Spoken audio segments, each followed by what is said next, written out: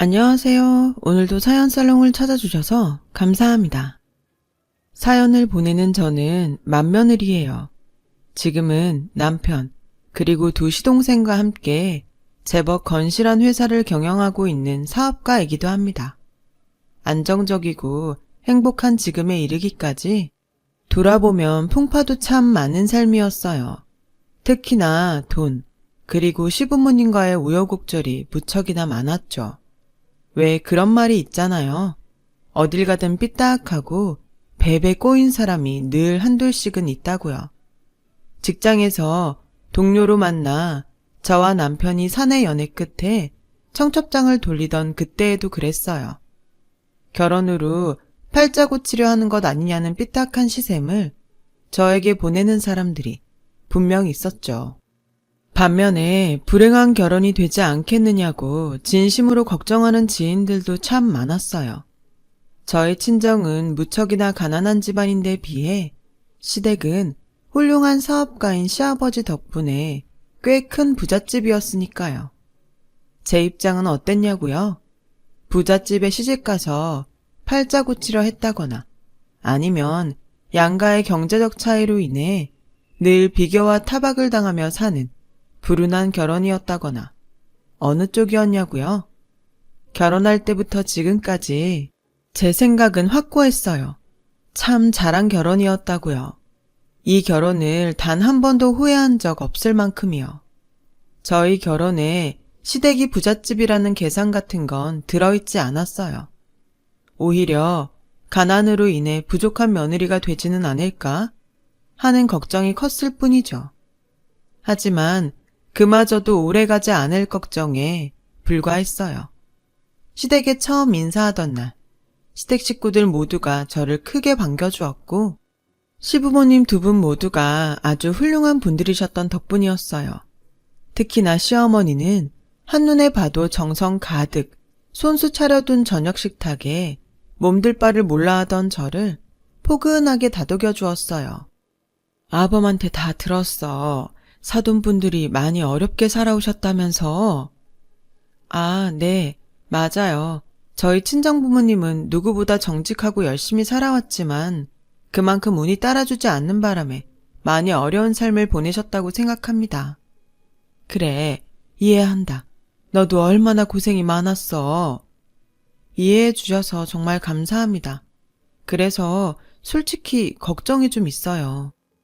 혹시라도 내가 부족하다 할까봐? 친정이 가난하다는 이유로?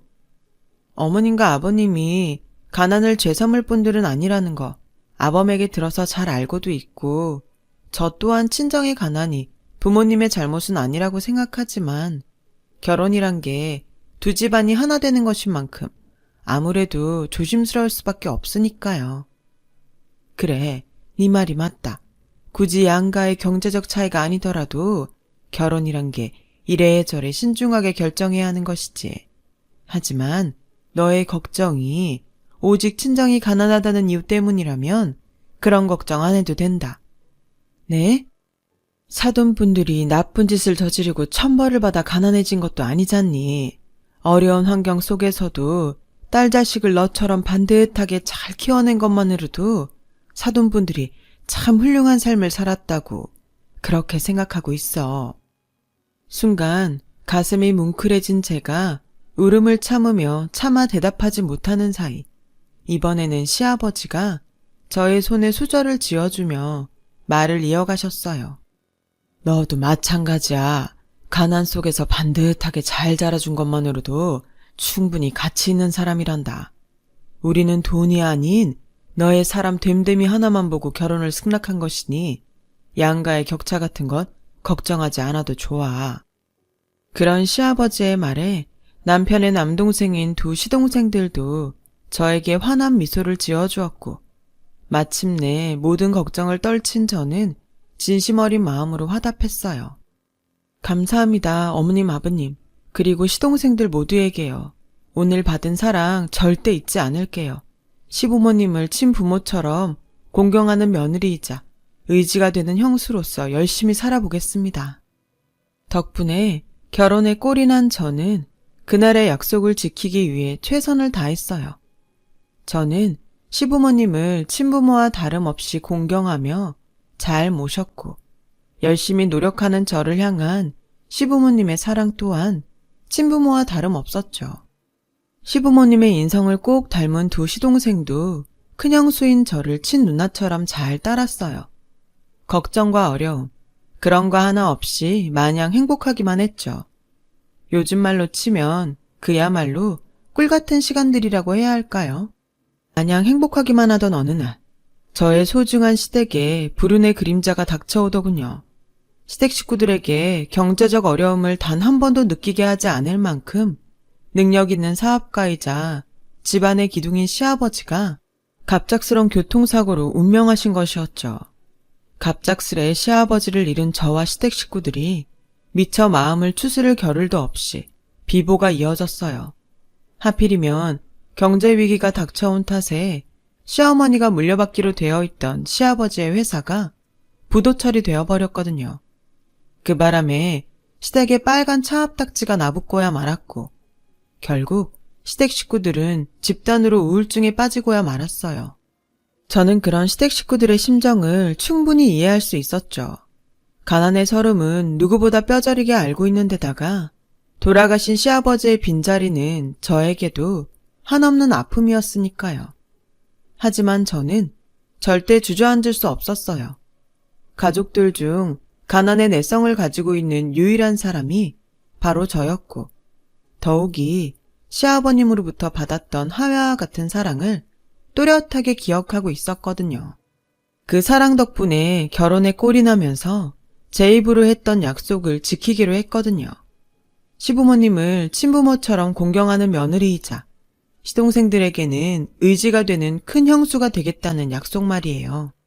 결심을 굳힌 저는 곧장 시아버지의 빈자리를 채우기 위해 집안의 기둥 역할을 자처했죠. 많이 힘들죠. 알아요. 저도 다 이해합니다. 저에게도 시아버님은 세상의 기둥이었고 가난의 서름은 누구보다 제가 잘 알고 있으니까요. 미안한데 세아가 우리 나중에 다시 얘기하면 안 될까? 우리가 지금 마음이 좋지 않다. 그래서 네가 무슨 얘기를 해도 귀에 잘 안 들어올 것 같아. 아니요. 아프고 힘들수록 더 제 얘기를 들어주셔야 해요. 어머님도 도련님들도 다 같이요. 아버님 일은 너무 슬프지만 그래도 제가 있잖아요. 가난을 겪어본 제가 어머님이랑 도련님들 옆에 꿋꿋하게 버티고 있잖아요. 집안 살림이야 제가 어떻게든 꾸려나갈 테니 저 믿고 우리 한번 다시 힘내서 살아봐요. 하늘에 계신 아버님이 하늘에서나마 마음 편하게 쉴 수 있도록요. 가족의 아픔은 가족이 함께 이겨나가야 하는 법이고 저도 엄연히 이 집안 가족이잖아요. 어머님 아버님이 사랑으로 품어주신 맏며느리, 도련님들이 친누나처럼 아껴주는 형수. 그날 시댁 식구들은 저를 부둥켜 안으며 펑펑 울었어요. 그 눈물과 함께 삶의 의지를 다졌죠. 가족을 위기로 몰아넣은 그림자로부터 벗어나 다시 행복한 삶을 되찾자는 다짐을 했어요. 하늘이 무너져도 솟아날 구멍이 있다고 했던가요? 시댁 식구들은 우울증으로부터 벗어나 일상을 빠르게 회복하기 시작했어요. 맏며느리로서 중심이 되어야 한다고 생각했고 한몫 단단히 거들었죠. 가난한 친정 출신인 저는 가난으로부터 배운 살림 솜씨를 알뜰살뜰 발휘해 시댁 가게를 복구해 나아갔어요. 예전처럼 부자는 아닐지언정 먹고 살 걱정은 없을 만큼 빠르게 복구시키는 데 성공했죠. 한동안 긴축재정 시기를 보낸 덕분에 사업이 부도나면서 생겼던 시댁에 조금 남은 빚까지 모두 갚아내는 데도 성공했어요. 마침내 모든 빚도 청산하던 날, 다시 되찾은 행복을 마주한 저와 시댁 식구들의 우애는 더욱 깊어졌죠. 전보다 훨씬 행복한 시간이 찾아왔어요. 그런데 하늘도 참 무심하시지. 여보, 며느리 입에서 이런 말 나오면 안 되는 거 아는데 있잖아. 당신도 느꼈어? 확실히 느꼈어. 어머님이 나를 몰라보더라고.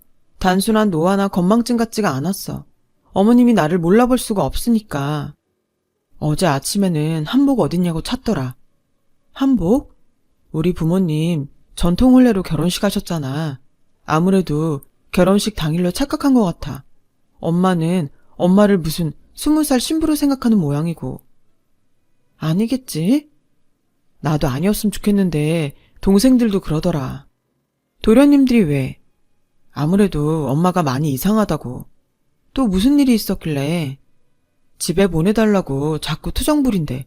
동생들이 여기가 엄마네 집이라고 그러니까 엄마는 죽어도 여기는 내 집 아니라면서 하는 말이 어릴 적에 농사 짓고 살던 시골집 얘기를 했다더라고. 어머님 지금 어디 계셔? 응? 일단 병원부터 가봐야 할 거 아냐. 저와 남편은 곧장 대학병원 여러 곳을 다니며 시어머니의 진료를 보았고 모든 의사들의 진단은 똑같았어요. 치매 초기라더군요. 억장이 무너지더라고요. 하늘이 원망스럽더라고요. 시어머니처럼 훌륭한 사람이 세상 또 어딨다고 불의의 사고로 시아버지를 데려가 버리질 않나. 갑작스런 가난을 겪게 하지를 않나. 겉도 모자라서 이제는 치료법도 없는 치매라니. 할 수만 있다면 옥황상제의 멱살이라도 잡아 흔들고 싶은 심정이었죠. 하지만 시댁의 기둥을 도맡고 있던 저에게는 속상해야 할 겨를조차 주어지지 않았어요. 시어머니의 치매 진단으로 인해 또 한 번 흔들리는 시댁 식구들을 다잡아야만 했거든요. 그래서 저는 치매 초기에 발견했으니 그나마 다행이라며 시댁 식구들을 다독였고 남편과 두 시동생 또한 충격을 딛고 굳세게 일어섰죠. 오직 시어머니를 위해서요. 하지만 치매는 저와 시댁 식구들의 생각보다 훨씬 독한 병이더군요. 가족 모두가 사방으로 수소문해봤자 치료법 따위는 없었고 저와 시댁 식구들이 할 수 있는 것이라고는 시어머니를 최대한 지극정성으로 모시는 것밖에는 없었어요. 그러는 사이 시어머니의 치매는 빠르게 악화되어 2년여 사이에 말기로 접어들었고 끝없는 치매 뒷바라지에 시동생들은 자꾸만 지쳐가는 눈치였죠. 그러던 어느 날 아침 결국 사달이 나고야 말았어요. 여보, 일어나 빨리. 왜? 무슨 일 있어? 어머님이 집에 안 계셔. 아무리 찾아봐도 없어. 뭐? 동생들은 뭐래?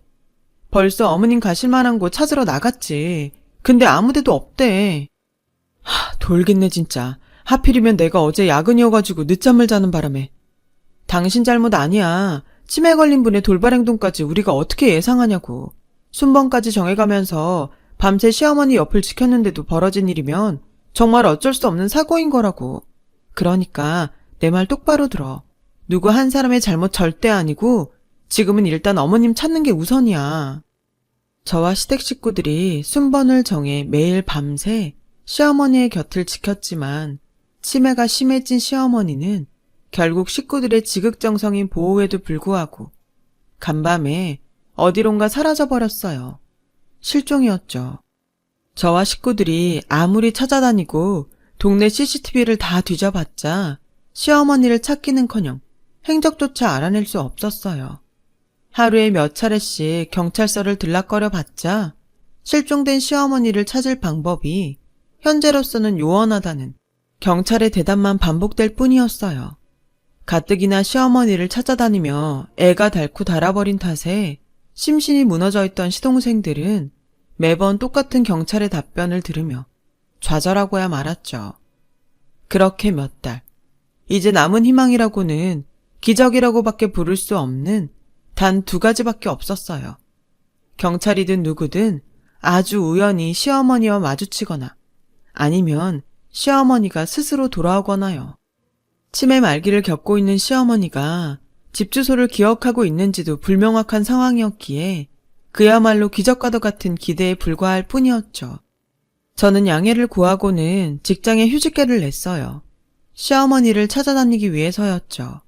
그러나 휴직 기간이 다 끝나도록 시어머니의 작은 소식 하나조차 접하지 못한 채로 경황 없는 시간만 안타깝게 흘러갈 뿐이었어요. 결국 휴직 기간이 끝나버린 저는 어쩔 수 없이 회사로 돌아갈 수밖에 없었지만 복직한 뒤에도 저의 신경은 온통 시어머니 찾기에 쏠려 있었어요. 평일에는 퇴근하고 밤새, 주말은 완전 통으로 대한민국 팔도를 시어머니를 찾아 헤맸죠. 그렇게 제가 시어머니를 찾아다닌 시간이 무려 그만해요, 형수. 우리가 형수 보기 미안해서라도 이제는 안 되겠어요.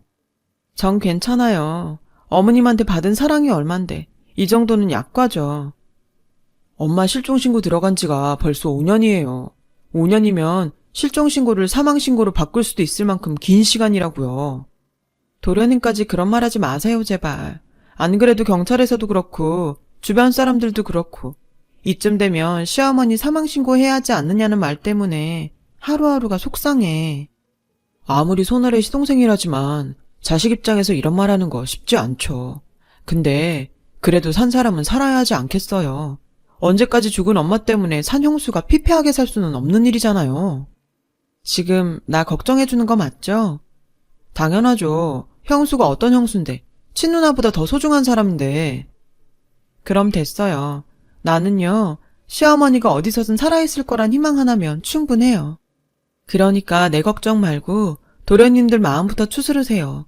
좋은 사람 만나서 가정도 꾸리고 그래야 어머님 돌아오셨을 때 새며느리 자랑도 하고 그러죠. 암튼 우리 형수 효심도 최고다 정말. 고마워요. 친자식보다 더 친자식처럼 엄마를 아껴줘서. 그렇게 생각해주니까 저도 고마워요. 정신 차리고 보니 제가 시어머니를 찾아다닌 지가 벌써 5년에 접어들어 있더라고요. 시동생의 말처럼 5년이면 실종신고를 사망신고로 전환할 수도 있을 만큼 아주 긴 시간이었죠. 정상적인 사람의 실종도 그럴 텐데 치매에 걸린 시어머니가 5년간 멀쩡히 생존해 있으리라는 보장은 더더욱 없고요. 그래서였을까요? 주변에서도 심지어 경찰조차도 시어머니를 죽은 사람 취급하기 시작했어요. 시어머니는 어려울 것 같으니 사망신고를 한 다음 산 자식만이라도 멀쩡히 살아야 하지 않겠냐는 속상한 조언만 반복할 뿐이었죠. 그러거나 말거나 시어머니를 찾겠다는 저의 다짐은 변하지 않았고 고맙게도 남편과 시동생 모두는 저의 편이 되어주었죠. 그러던 어느 날 시어머니의 사망신고를 한사코 거부하고 있던 저와 시댁 식구들에게 뜻밖의 소식이 전해졌어요.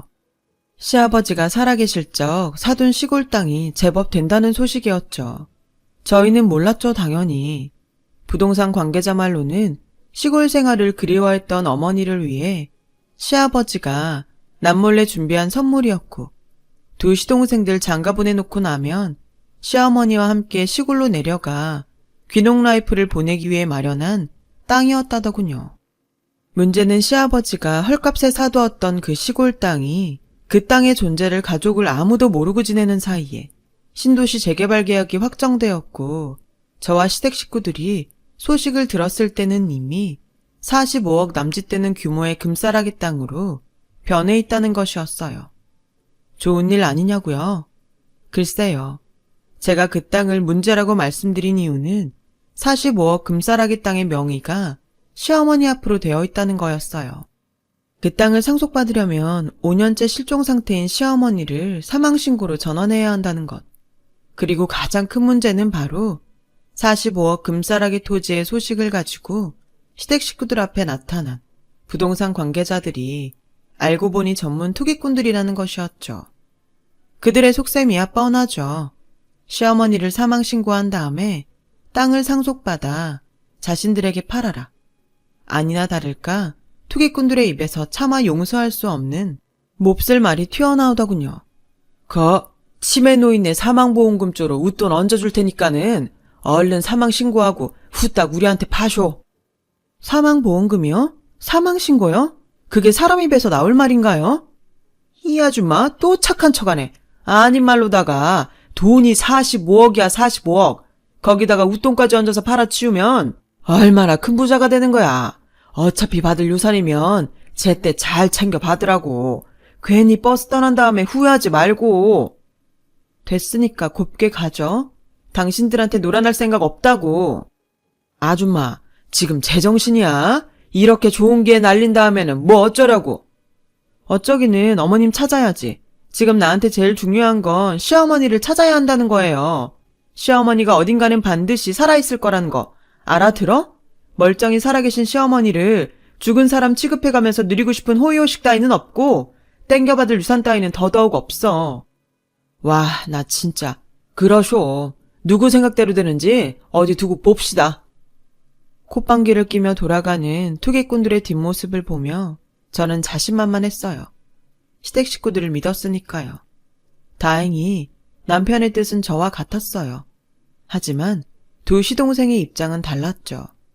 시어머니의 치매 뒷바라지를 시작하던 날부터 실종된 시어머니를 찾아 헤매던 지난 5, 6년의 시간.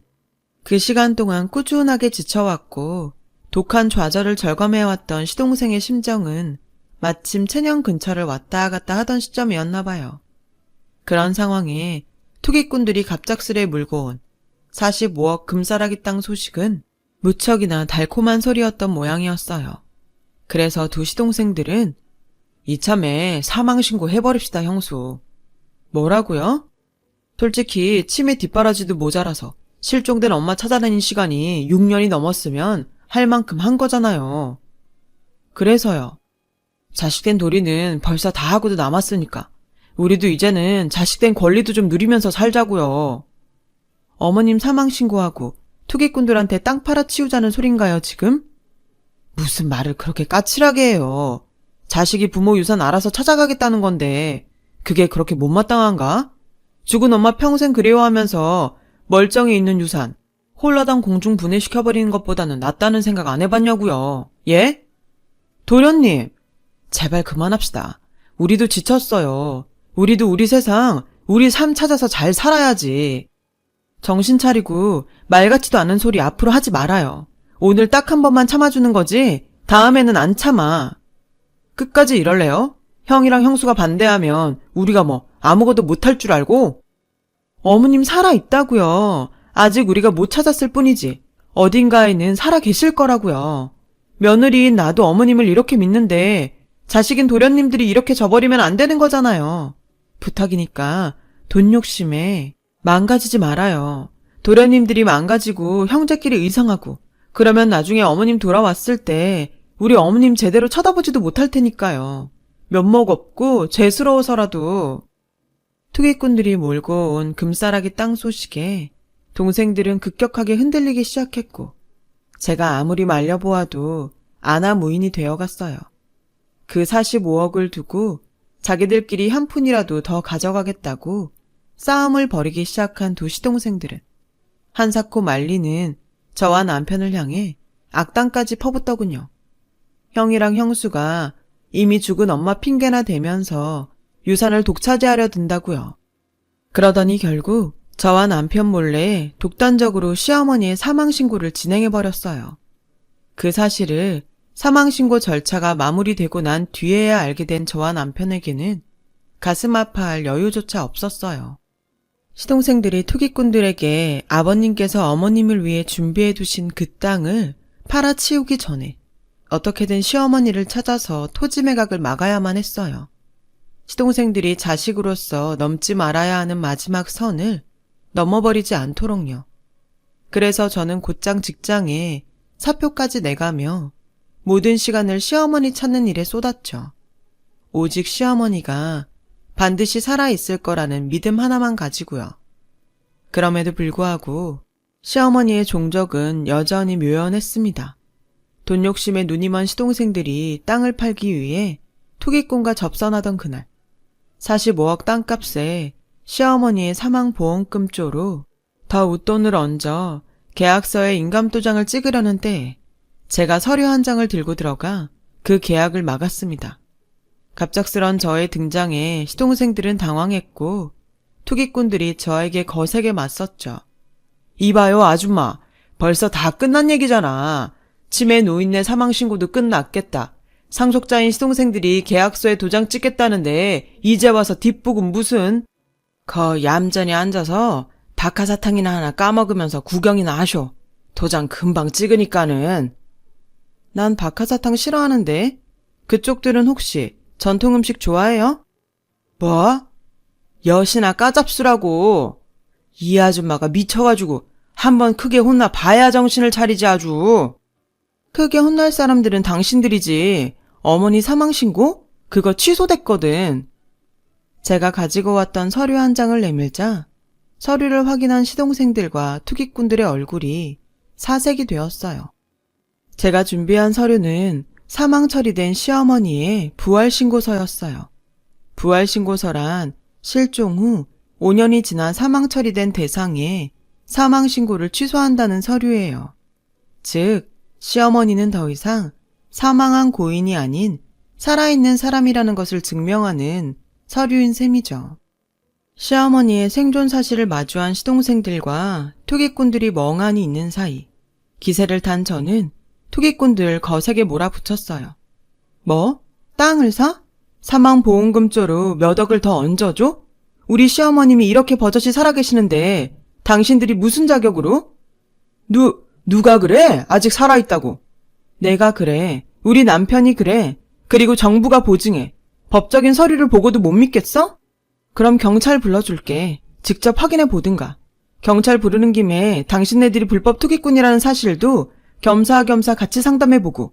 어때? 이대로 꺼질래? 아니면 한 몇 년 교도소에서 푹 썩어볼래? 그렇게 속삭인 투기꾼들은 걸음한 아살려라 주랭랑을 쳐버렸지만 시동생들은 상황을 이해하지 못한 모양이었어요. 그래서였는지 저에게 다짜고짜 한마디씩 따지더라고요. 와, 형이랑 형수 그렇게 안 봤는데 심하네 진짜. 끝까지 45억 혼자 다 해먹을 생각이에요? 죽은 엄마 살아있다고 서류 조작까지 해가면서. 됐어, 그만해 작은형. 서류 조작까지 해대는 사람한테 무슨 말을 더 하냐고. 부동산 업자들 얼른 쫓아가서 계약서 다시 쓰면 그만이지. 잠자코 듣고 있던 저는 투기꾼들을 쫓아나가려는 시동생들의 앞을 막아섰어요. 또 아무 말 없이 시동생들을 근처에 있는 종합병원을 향해 억지로 이끌었어요. 거의 끌려오다시피 종합병원에 도착한 시동생들은 남편의 보호를 받으며 건강검진을 받고 있는 어머님과 마주했죠. 눈물이 그렁그렁 맺힌 눈으로 그러더군요. 엄마 맞는데? 우리 엄마 맞는데 이게 어떻게 된 일이에요? 이래서 얘기했잖아요. 어머님 살아 계실 거라고. 끝까지 믿고 가보자고. 바로 전날 밤이었어요. 제가 눈물 겹도록 기적과도 같은 전화 한 통을 받은 것은요. 시어머니가 지방의 어느 노숙자 쉼터에서 보호를 받고 있다는 전화였죠.